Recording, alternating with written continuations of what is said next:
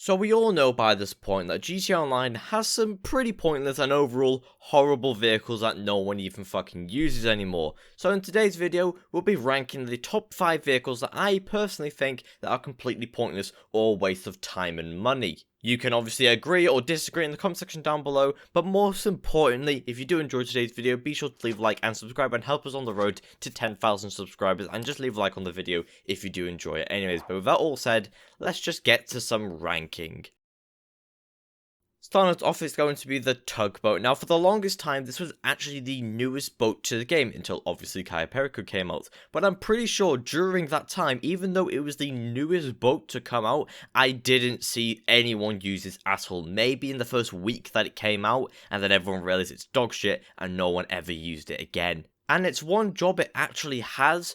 You don't even need to own the fucking tugboat in the first place. You can just go to your crate warehouse, upgrade the tugboat from the computer, and that's it. You don't even need to own the thing to actually start that mission. It's completely pointless to buy this thing. There is literally no point in buying this boat because it's slow, you can barely turn with it, and the reason that people, or some people at least, bought this is because they saw that massive area at the back where you could potentially put some vehicles. Yes, you can, but the chance of that vehicle glitching out and falling in the water is also very, very highly likely. And so for all these reasons, that is why the tugboat is on this list as a completely pointless vehicle to buy and a complete waste of time and money for yourself. The second vehicle on this list is going to be the yacht. Now, some people might make the argument saying that the yachts are actually kind of good now, because there are missions that you can only access if you own the yacht. And fair enough, it is also a massive upgrade from what we used to have, as we used to only have one mission that was in free roam that lasted 10 minutes every single time, and that got really, really repetitive after doing it 2 times. However, if you decided one day to buy the yacht just to get these missions, you would have to do these missions about 1,052 times to get your money back. And when you're talking about how long it would take you about 6 days of non-stop playing these missions to get all your money back. That is way too fucking long to get your 10 mil back. So the reason the yacht is actually on this list is because you can't actually drive the thing. At least with the sub, you can actually drive it. And if you could drive the yachts, then that would actually give some sort of understanding to why it could be so damn expensive. But because of the 10 mil price tag, people were expecting something a lot more fancy on the yacht. However, we literally got nothing. We got a hot tub, and granted, we did get some vehicles. And these helicopters, if you buy the 10 mil one, the helicopters and the boats do equal to like a 5 or 6 million, so about half of the price of the yacht comes from just the vehicles access to it, which is overall kind of nice. But I mean, you can still have the option to buy them through Pegasus, and even when you own the yacht, it's not like on the interaction menu you can just go in there and say, oh yeah, can I have the heli please? You definitely can't do that. And with that, that is literally the only good thing about the yacht. You get some vehicles that will total millions of dollars. You can't drive the thing, you can't really do much on it, no one gives a shit about the yachts anymore. The only thing that happens with the yachts now is that they're a pain in the ass when you fly over one and you get the little air defense thing being like, you'll be shot down if you fly over this airspace. That's a pain in the ass, please turn it off for God's sake. So for all these reasons, that is why the yacht has made its way onto this list. And now moving on to the third one, which is going to be obviously the gold plane and the heli. Now, there is actually a reasoning to why Rockstar added this, and surprisingly, it's not actually something to do with shark cards. Kind of. You see, back when modders were roaming free in GTA Online and Rockstar didn't really know what to do back in the day, they decided to add these 2 vehicles for insane price tags because people had a lot of money. So then what people would do is that they would then spend their modded money that they got from money drops or just modded accounts giving them money, or modded accounts that they bought. They would then spend their money and then buy a shark card when a DLC would come out. So fuck, it was because of shark cards. Shit, they were smart. Kind of. Not really. Why am I crediting Rockstar for here? What the fuck am I doing? But when it comes to the actual vehicles, there's literally nothing special. It's just the basic models of this plane and helicopter with a gold paint job on it, which I'm pretty sure you can do that on the normal Luxor for the normal price, and you can just park it in your hangar and just get the gold tint on it.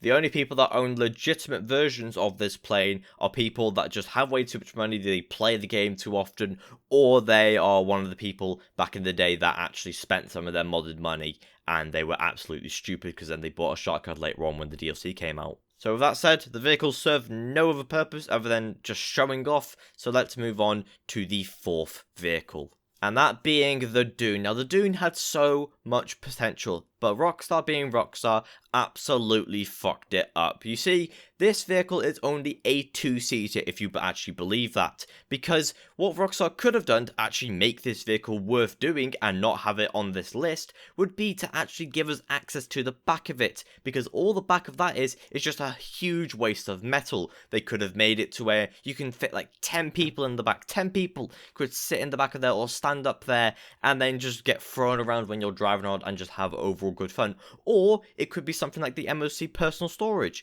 where you could park a vehicle in there and then you could drive it around or do other stuff. But no, Rockstar have completely fucked it, and they decided to make this massive ass, slow ass truck into a 2-seating vehicle, which is why it has made this list. So it doesn't only serve no purpose, but it's absolutely slow as fuck, and it's only useful to when making a YouTube video with your mates racing in it. That is quite entertaining to watch. And to top it all off, this vehicle isn't even a personal vehicle. It's a Pegasus vehicle. Of course it is, because why wouldn't it be? To make it even more pointless to them what it normally is. So everyone that bought it either bought it as a joke, or they bought it at the beginning when it came out and they really want a refund, or what they did was they bought it for a YouTube video and now they want a refund because they want to die. However, there's not much left to say about the Dune, so let's just move on to the fifth and final lot of vehicles. Yes, you heard me right, because the fifth and final one is going to be half of the fucking Warsaw Cash and Carry website. Because, I mean, come on, this is a military website, and you're telling me I can buy the local grocery store truck that they use for deliveries every single Monday. Like, come on, how does this make sense? Also, most of the old stuff on here is completely overpriced. Take the Dune for example. You would think that this would cost like 100k, 250k maybe, 300k pushing it. Nope, it's going to take you $1 million to buy this thing, and not only that, but it's obviously a Pegasus vehicle and you can't store it anywhere else, so it's completely pointless. Honestly, if you scroll down to the bottom of this website, you will be dead confused, and you would honestly think it's where you start up your local business around the corner, not a military website. But honestly, even for yourself, go on this website, have a look and see how many pointless vehicles there are, or vehicles even in itself that you just need a friend to operate, because there are quite a few of them as well. But there you go, that is my top 5 pointless vehicles list. Obviously the last one was more of like a brief of half a website, because I was looking at it and I just couldn't pick one. I could literally pick 5 vehicles from the Warsaw Cash and Carry website that would be pointless. So I decided to just throw in half of the list at the end. But let me know what you guys think about my list down in the comments. However, now that you've heard me blabber on about my top 5 list, then let me hear your top 5 list. Do you agree with my list, or do you think some other things should be swapped out? Let me know in the comments down below. And also, while you're down there, leave a like on the video and subscribe if you did enjoy it, and help us on the road to 10,000 subs. Like I said at the beginning of this video, you should have done it at the beginning of the video. But anyways, if you did enjoy, please do leave a like and subscribe. Thank you. But also, go check some other videos, because there are plenty more Chime Fires to go watch. Hope you all have a fun fucking tastic rest of your day, and I'll see you guys in the next one.